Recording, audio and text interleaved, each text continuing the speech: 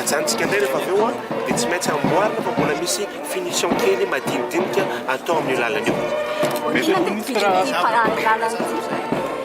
Afaka mampiasa daholo ny vahoaka rehetrarehetra satria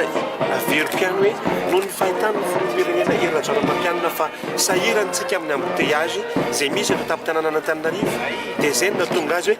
afaka sokafana rapitro ihany aloha io lalana io na dia mbola misy ary ny fanamboarana tokony ho entina amin'izany lalana izany.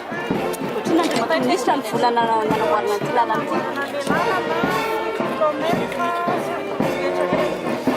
araky ny teny filompinena teo ihany dia io lalana io dia mbola ampahany ihany fa io lalana io dia mbola mivoaka makany amin'ny ataontsika avaratra iny zany mbola mivoaka makany any amin'ny aéroport Ivato any ampahany ahafahantsika miala amin'izay fahasarotan'ny fiainan'ny vahoaka Antananarivo zay dia andao amboariny ity raha tratra dia ataontsika amin'izao antoko francophonie zao tratra izy zao na dia mbola misy finition ary na dia mbola misy zavatra tokony apetrakintsika amin'ireo toeran'ireo amin'ireo lalana io dia afaka ampiasaintsika izy. Teninareo hoe détail technique amin'ny vola tsy anananay hatramin'izao zalo tsy manana satria manjary miteniteny foana amin'ny manaraka dia omeko anareo détail technique amin'ny vola ampiasaina amin'ity lalana ity.